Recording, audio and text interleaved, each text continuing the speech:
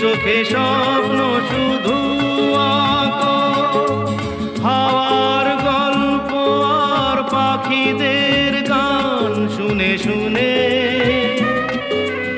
আজ এই ফাল্গুনে দুটি চোখে স্বপ্ন শুধু আঁকো, আজ এই দিনটাকে মনের খাতায় লিখে রাখো।